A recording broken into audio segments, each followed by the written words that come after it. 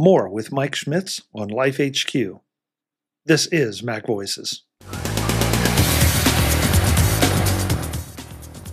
MacVoices is supported by the MacVoices Slack. Discussions, questions, and answers, and a place to talk tech with your friends.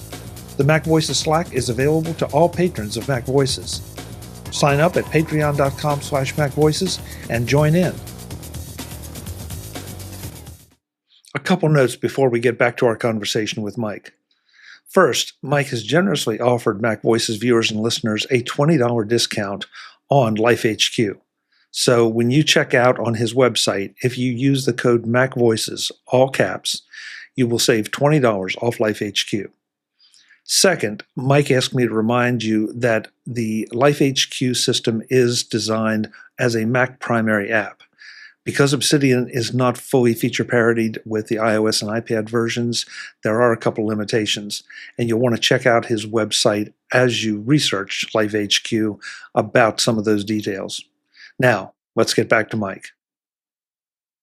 I love the concept of hiring an app to do a certain job, because that makes it sound a lot less like yet another tool that says this will solve all your problems. You never need to look at any other tool. Because maybe I like some other tools. Maybe I'm heavily invested in some other tools. So the idea that that can integrate in with your thinking for LifeHQ is sort of a relief in some ways, I think, and would be for other people.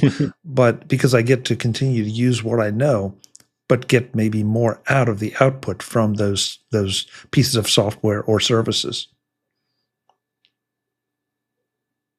Yeah, so the thing is, there's no right app, there's no right combination of apps, there's no right system. It's simply, what are you optimizing for?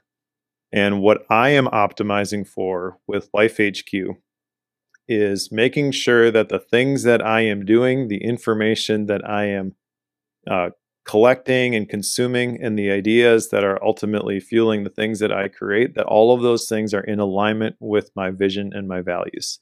And I am doing the things that matter, and I'm living out my life theme. By the way, my life theme, again, I share this as an example inside of LifeHQ, but my one sentence personal mission statement is, I help people multiply their time and talent, leave a bigger dent in the universe. So that's what LifeHQ is designed to do. Help you do more of what matters, less of what doesn't. And you have to figure out for yourself where you're going to draw those lines. You can use what I've got as a starting point.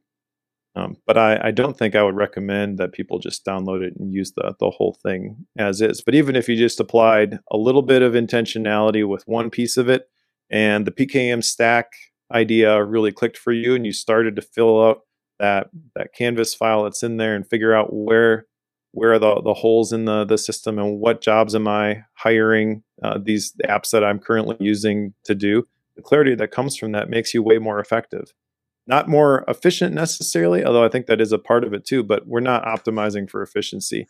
The reward for efficiency is you have more work to do, because the amount of work that you can do never ends. But when you are optimizing for effectiveness, then you can say, oh, this thing that somebody else has said is urgent, maybe that's not important to me, and I'm not going to drop everything and get that thing done. You can't do that, though, unless you have clarity. That sounds like a really jerk move to be like, hey, Chuck, sorry, I'm not going to do the thing you're relying on me to do, right? But if I know this is the thing that is most important, and it doesn't have to be a selfish thing. Maybe it's, we've got different roles inside of an organization, and I'm clear on what I do that brings the most value to the organization. And it's not, dropping everything and becoming the easy button for everybody else. I can then start to establish some boundaries, which are designed to let the good stuff in and keep the bad stuff out, the distractions, things like that. Doesn't mean I'm never going to go outside the boundaries. I'm never going to drop everything and go help somebody. But when I do, I know clearly why I'm doing it. It's the why behind everything that hopefully LifeHQ helps you land on. I like that. I would pick a word that you haven't used yet, and that's prioritization, especially in a business setting, because you are absolutely right. Sometimes people get the craziest priorities that have nothing to do with the objective of the organization. And that's a whole another discussion we could spend 2 weeks on, but we're not going to. Uh, but yeah, so I like the idea that you help push me in that direction with these workflows. It's very, very. Yeah, and Yeah, please. the project management stuff, just to kind of double click on that, because that's related to this. I'm not having project management stuff in here that's like you're going to manage your entire team-based project out of Obsidian. But when I do a project with other people, regardless of whether those things are assigned to me, I am affected by whether those things get done. So the tools that I've built in here are basically, if you're going to run this stuff out of Obsidian, here are some tools that will help you to do that. So for example, in the essential lists and kind of the task management system that I've built, it's based off of tags. So there's a special like macro that I built where you can add a contact and it creates like a CRM page, but it'll ask you for 3 pieces of information: the first name, the last name, and then the tag you want to assign to the person. So I would say Chuck, Joiner, and probably hashtag Chuck. And then I can use that tag in combination with other tags, like I need to discuss, the MacVoices recording, hashtag discuss, hashtag Chuck. And then on the Chuck Joiner page, there's all these call outs because you just had to fill out those 3 fields. It dropped in the tag, it dropped in the names in all the appropriate places. So I can go to your page and there's a call out, a big colorful box at the top. These are all the things that I need to discuss with Chuck. And it's just a simple filter based on those couple of tags, but they're right there on your note because those tasks, that's just a query of everything that's in the entire database. Doesn't matter where those things are. But the way that I use this then is I'm going into my weekly one-on-one with Chuck. What are the things I got to talk to Chuck about? Okay, these are the things on the list. And then during the week, I can drop the things there that I need to talk to you about. So I'm optimizing for the person who is going to be using this in conjunction with. They're not working in a silo. They're working with other people. They don't have to manage all of the other things that the people are getting done, but they want to keep tabs on those things so that they know what's coming down the pike and they can be more effective in the work that they're doing. Mike, the one other thing that, and I want you to correct me if I'm wrong, but this is my perception, and I know we talked a little bit about this at Max Talk this year. The idea that trying to swallow this thing whole is going to make it unpalatable. So that it sounds like you've built it the way I would hope you would build it, that I can adopt one or 2 things and then add to them and not necessarily have to push that hard to, let's see, how do I want to say this? But not feel like I'm obligated to, okay, this week I've got to learn the journaling workflow. And then next week I've got to learn the project management workflow. If I'm happy with just a journaling workflow, that's great. Yes, exactly. The word I would use is modular. It's really not, you can't just click a button and apply this piece of it yet. I'm trying to figure out some sort of installer for Obsidian that will do that sort of thing. But yeah, you're not trying to go through everything. And I have built into all of the how-tos using a plugin called Supercharged Links that basically adds a background so you can see which of the stuff you've reviewed and which of the stuff you haven't reviewed. And so if you have read through something and you just decided, I'm not going to apply this thing, you can just click a button, it marks it as red, it shows up as green, there's a little check mark next to it. I'm done with that one and I can go through some other piece of the material here. The other thing that I'm doing with this, so obviously it's a product that you can buy standalone and you download it and you open it in your Obsidian and you can run with it yourself. But I have another version of it which is tied to my community, which is called the library. And that's actually where all of the cohorts happen. So when I launched this, I actually presented 2 options and I framed it as there's the do it yourself. You just give me the stuff. I'm going to go through this on my own. I'll figure out what I want to keep. And then there's the do it together, which gets you a whole year in the library. And that includes access to monthly workshops and also all of the cohorts. So the practical PKM cohort, the last time I did that, it was $500 just for the cohort, which honestly is pretty cheap for a cohort. I saw one the other day that was $4,000. But the whole cost of a year in the community is $500, and you get access to 2 practical PKM cohorts, and then also 2 life theme cohorts if you wanted to go through all that stuff, plus the workshops and all of the other live stuff that we do. So I wanted to make that accessible for people who wanted more hand holding. Basically, you've got opportunities if you're in the cohorts, plus there's like Q&A calls that we do in the library all the time. So if you're struggling with something, just bring that to a Q&A call. We'll walk through it and we'll figure it out for you, that sort of thing. So the standalone version I'm selling for $197. The one with the community is $597. So it's basically LifeHQ plus the community for $400, and then it renews at that $400. So it's discounted from the $500, which is what will be when the next life theme cohort kicks off November 11th. And how long do the cohorts last? They vary a little bit. That one is going to be 6 weeks, I believe. We want it to wrap up right before Christmas. And there's 5 weeks of material. And then the 6th week is really just one session where everybody shares their life theme.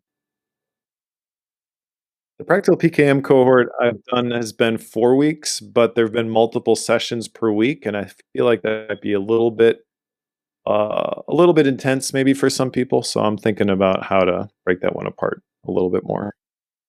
So this segues perfectly into a question that I had about all this, because it sounds very sophisticated, and I mean that in a positive sense, that it's very powerful.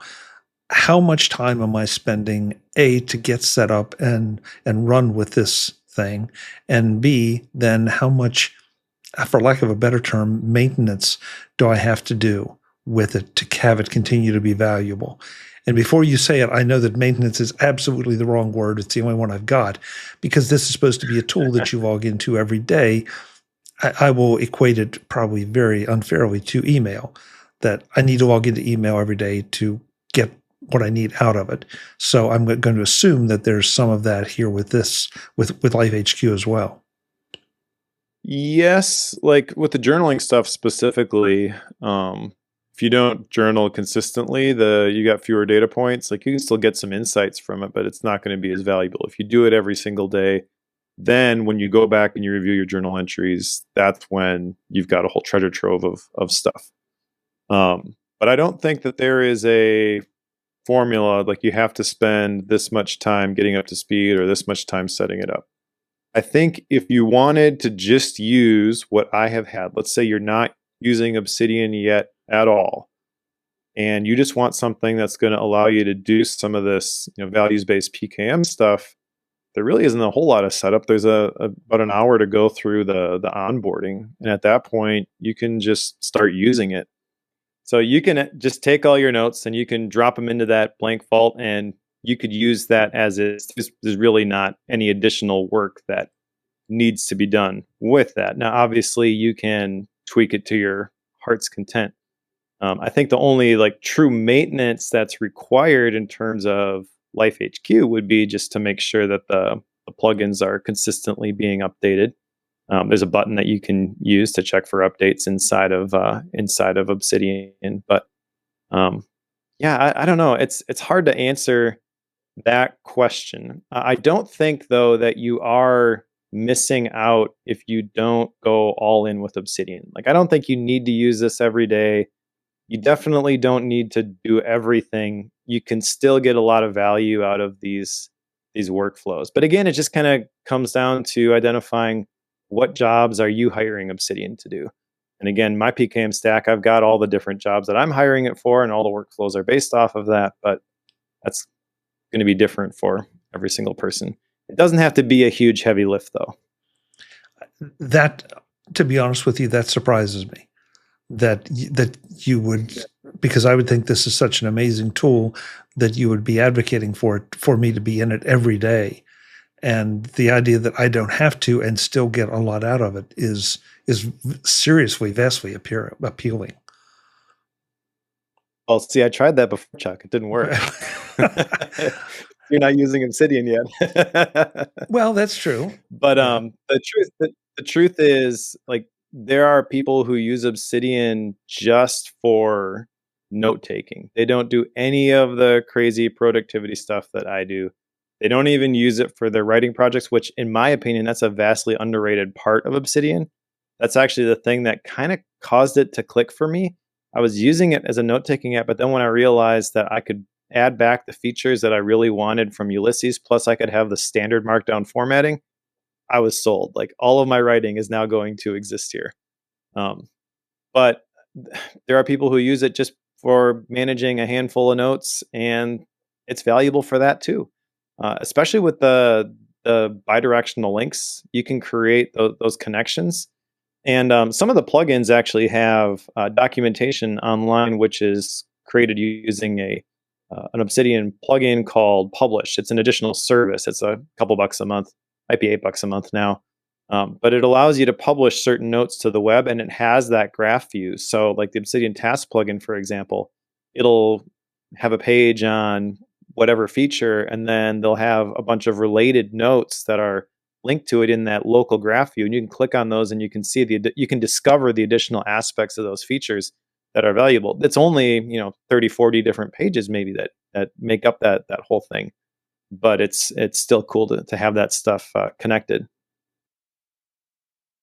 One thing that I have to ask this question because it's always a big concern of mine whenever I enter into a program and start putting information in is, how do I get it out? Can I get it out? Can I get it out in some meaningful, manageable fashion? So is that something that Obsidian handles by itself? Is that something that LifeHQ has a built-in capabilities for? What are my options? Yeah, well, that is kind of the primary reason to use Obsidian, in my opinion, is that it is just a folder full of markdown files at the end of the day.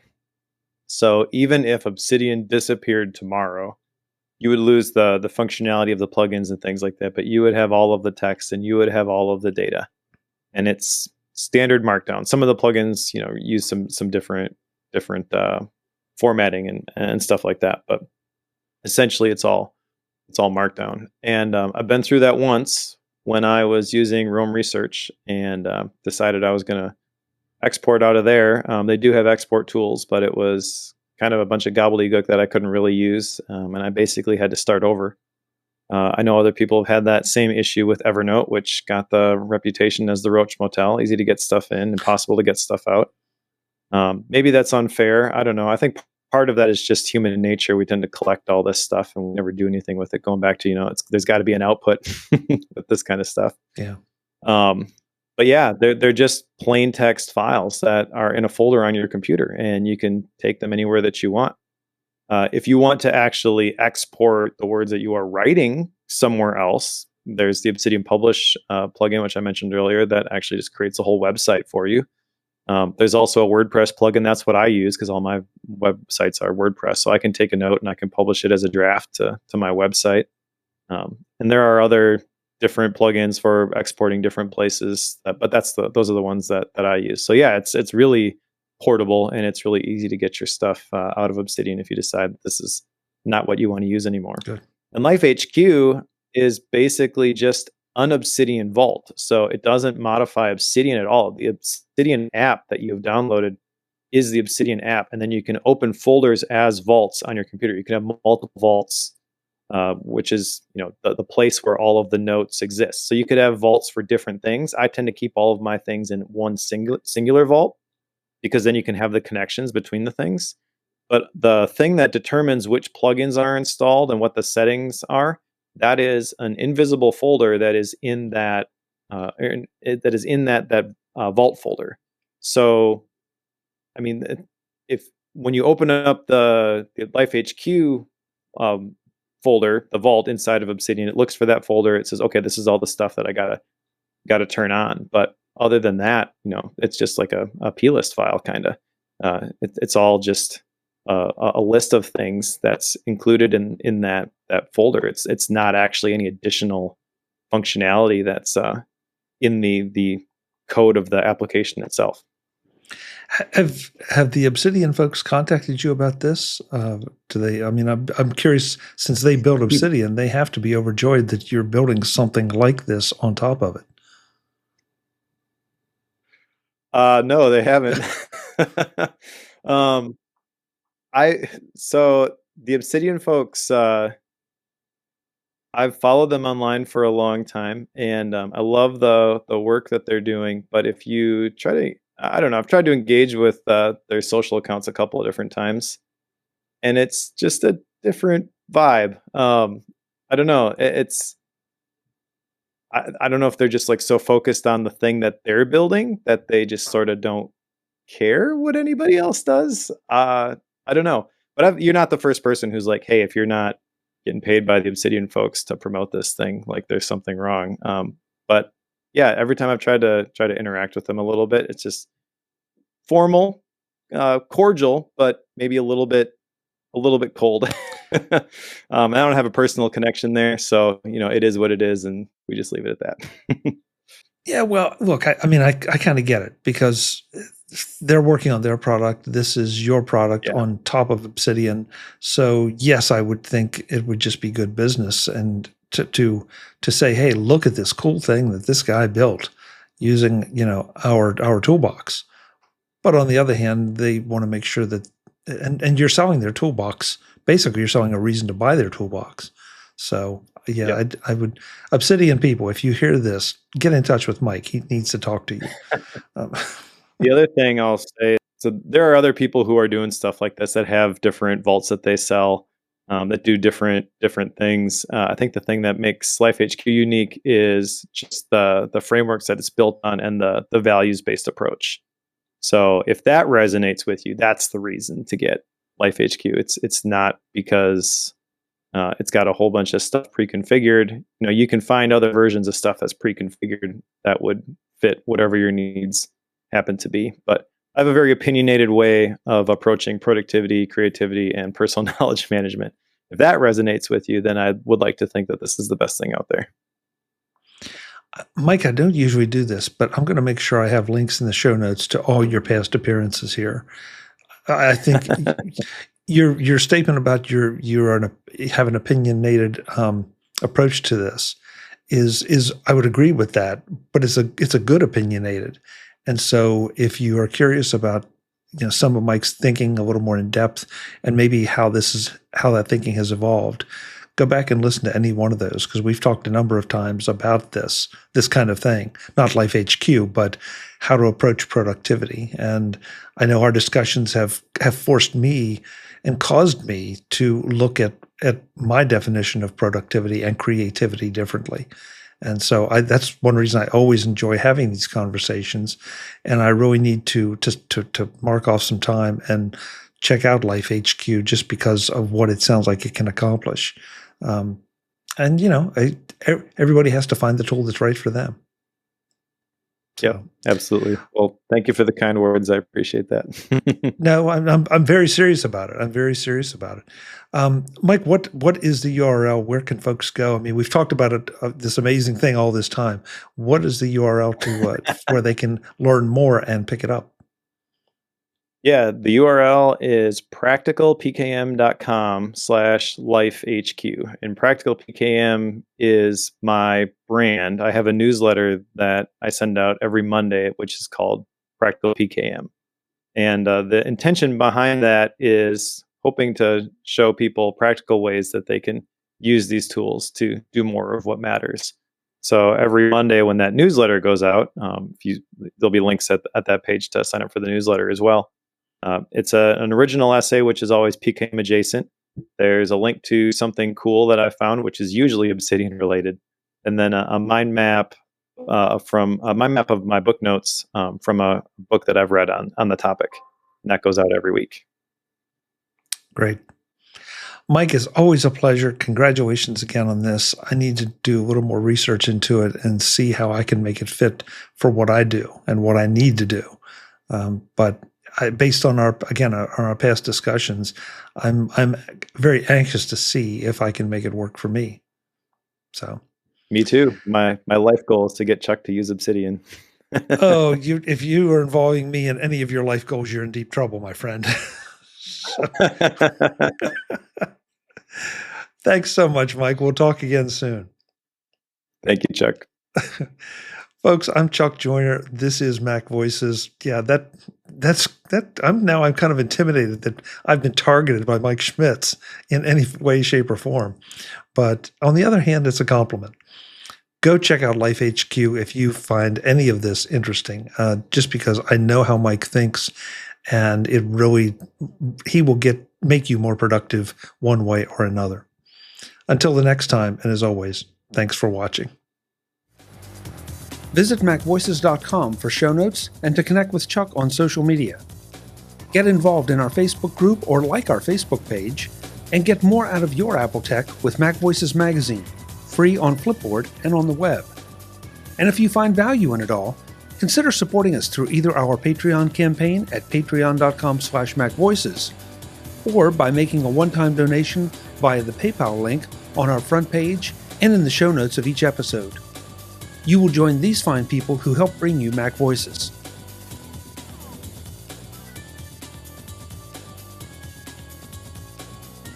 Advertising handled by Backbeat Media at backbeatmedia.com. Bandwidth provided by CacheFly at cachefly.com.